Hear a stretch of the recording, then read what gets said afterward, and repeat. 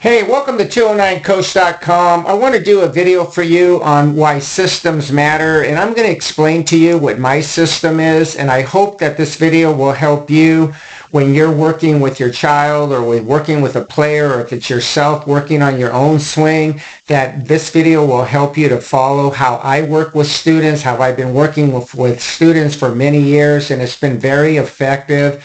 It helps you to have a map in order to you to stay in a particular task or a particular road that you're taking in regards to building your swing.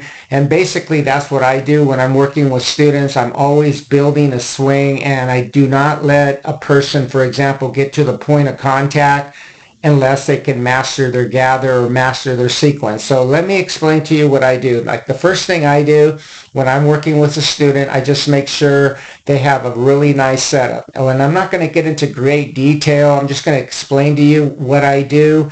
And if you watch my videos, and I really get into great detail about the setup, the gather, the sequence, the pullback, everything, okay? So I'm just going to give you kind of the steps that I take when I'm working with a student, and hopefully, again, this video will help you. Now, the first thing I do is just make sure a player is very relaxed at the setup, okay? You want to see that they have a lot of flexion in the arms. You want to see that the hands are real loose. You can see here with this player right here, he's just super relaxed right now. You can see all the flexion in his arms. There's no tension. He's kind of even bouncing the bat on his deltoid, just getting really very relaxed. You can see he's very athletic with the lower body, and you can see that it's very obvious that his hands are between the neck and the deltoid. His bat is pretty much vertical throughout the whole swing. Even though he's laying it back, it's not tilting towards the pitcher, and it's not tilting towards the catcher. This is what I'm looking for at the setup when I'm working with a student. So if you are working with anyone, just make sure they have a lot of flexion in their arms.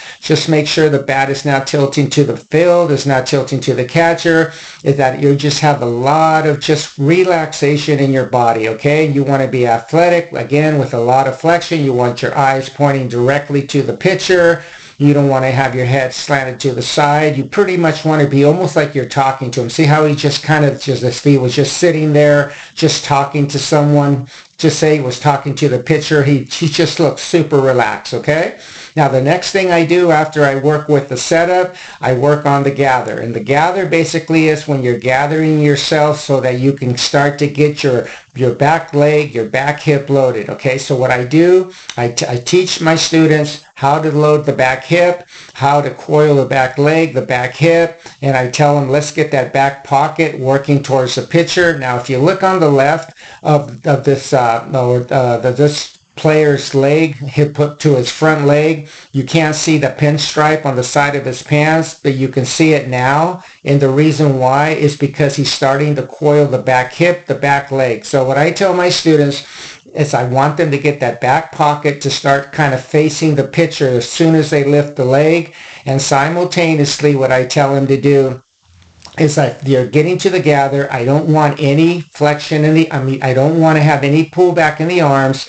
I want them to maintain the flexion in their arms as they're getting into the gather. But you definitely want to start already getting your hips coiled, your back leg coiled, okay? Because you want to feel like you're staying back 100% on your swing when you're getting into your gather. All right, so what I tell my students is after they get the good setup, I tell them, let's get into a gather, and I just want you to make sure you're coiling the back hip, the back leg. I want you to really load up into that back hip and the back leg, but I don't want any pullback yet. I want the bat to remain vertical.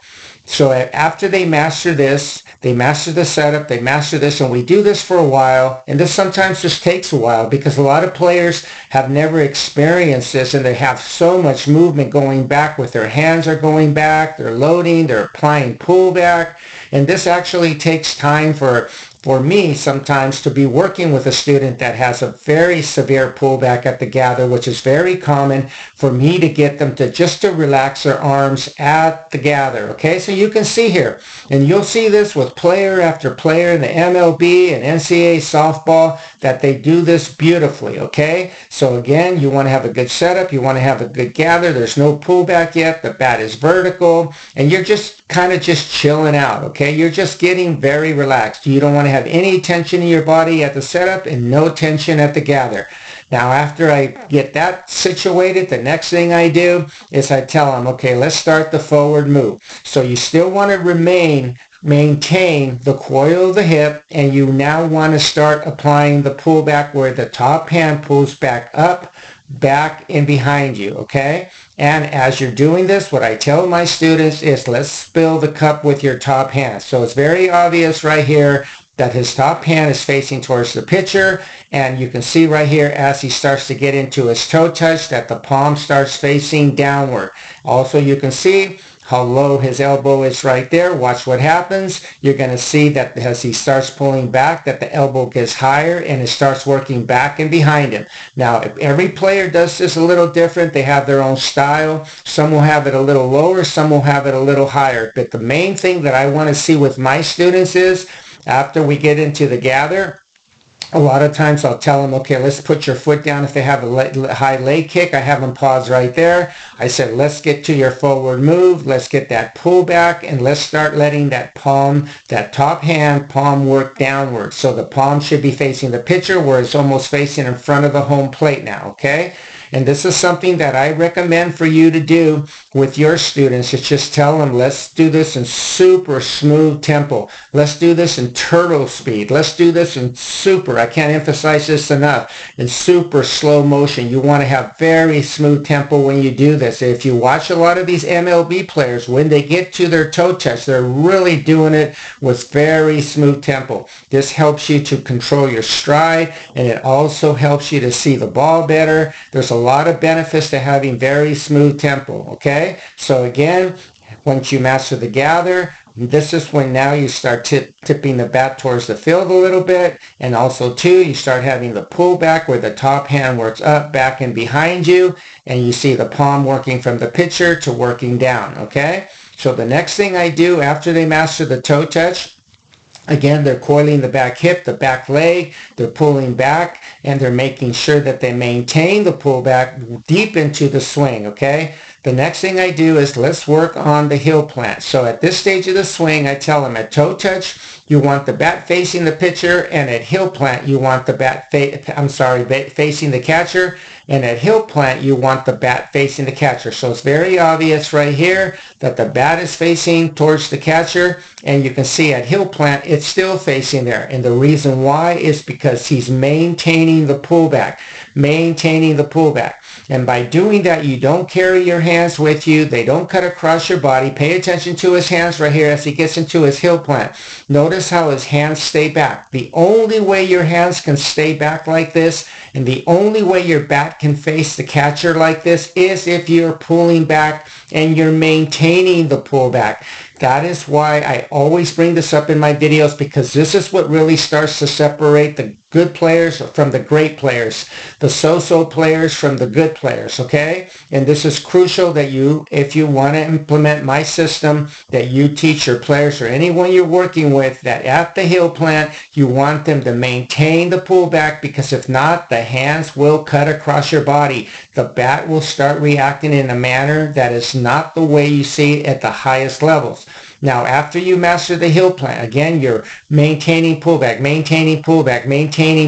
It's crucial that you do this. What I have them do is I tell them, okay, let's do the check swing drill. And by that, I mean this. I just have them kind of just get like this, almost like they're having a check swing. And when they're doing this, I always have them do it in front of a mirror. And what I tell them is I go, let's just do this, and let's keep the hands behind the deltoid. Now, watch that blur. How the blur is behind him, okay? In other words, it's not cutting across his body. You can see that his hands are still staying back, and you can see the blur. Now, by me teaching my students this, it teaches them to maintain the pullback. It teaches them to allow the hands to work around the corner. Therefore, it's going to allow you to have a lot of bat speed behind you, and not cutting across your body where the bat speed is in front of you and kind of just flaring hitting little flare shots. This right here produces a great launch angle for you to hit doubles, triples, and home runs. So once I have them master this, the next thing I do, I said, okay, let's continue to maintain the pullback and let's allow the lead elbow to work up to the height of the mouth. Now this is a cause and effect. What I tell them is, let's let the lead elbow work up to the height of the mouth, but this occurs by you having a vertical bat. Now you can see right here, it's very obvious that the bat is vertical, okay? By doing so, this allows the lead elbow to work up to the height of the mouth. Now watch how low his lead elbow is and watch what happens as he's pulling back,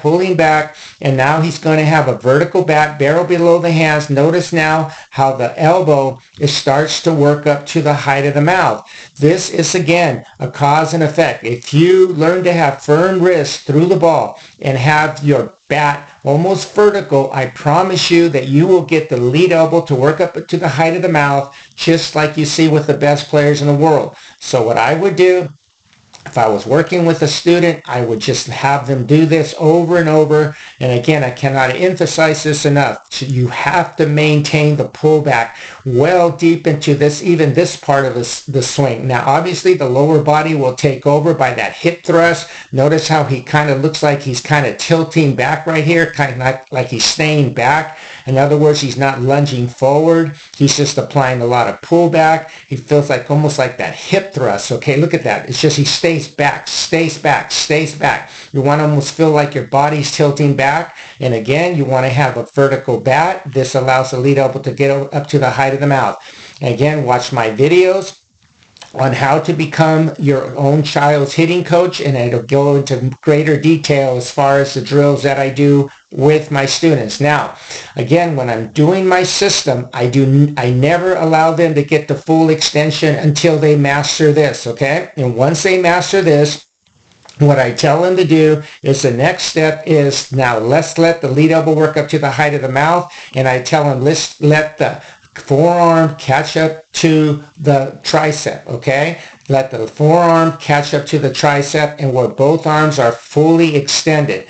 Now, in this swing right here, he's not completely fully extended, kind of an inside pitch, but watch what's going on right here. You can see here that he definitely has his arms far more extended than he did when he was at the point of contact, and he has the barrel below the hands. This is what you see with the best players in baseball and the best players in softball, especially on an outside pitch, especially on an pitch up the middle or an outside pitch. You're going to see that their arms are going to be fully extended to allow them to stay to the pitch, to and through the ball, okay? So with my system, what I do is they master this, and then they master the point of contact, and then I get them to the full extension, okay? So what I would highly recommend for you to do in this video right here is just like a little tutorial. Just make sure they have a good setup first. After that, have them have a good gather, like the things that I mentioned. From there, have them master the toe touch with the pullback, and again with what I mentioned with the hands. And from there, what I want them to do is master the heel plant and apply what I said. And the next thing after that, like I mentioned, you want to have the barrel below the hands, and again, you still want to feel like you're maintaining the pullback. And again, watch my video, how to be your own child's hitting coach, so that you can become your own child's hitting coach. And again, from there, I have a master the extension. And then, of course, I have a lot of things in between. But in a nutshell, this is what I do with my students. And I will not allow my students, again, to ever get to a full swing unless they can even master a good setup, a good gather, a good toe touch, a good heel plant, a good point of contact. And again, once they master the full extension, then we get into greater detail and we learn how to hit the inside pitch, outside pitch, low balls, high balls, you name it. But the point is, you must have a system, because if something goes wrong, just say where your child is struggling with the point of contact, I can almost assure you that the problem started at the setup, okay? Or it started at the gather, or it started somewhere as you're getting into your toe touch and you're leaking your load. So I hope you like this video. Please give me a like and subscribe to my channel. There's a lot of great videos there to help you to become your own child or your own hitting coach. And I appreciate you giving me a like. Thank you so much. Have a great day.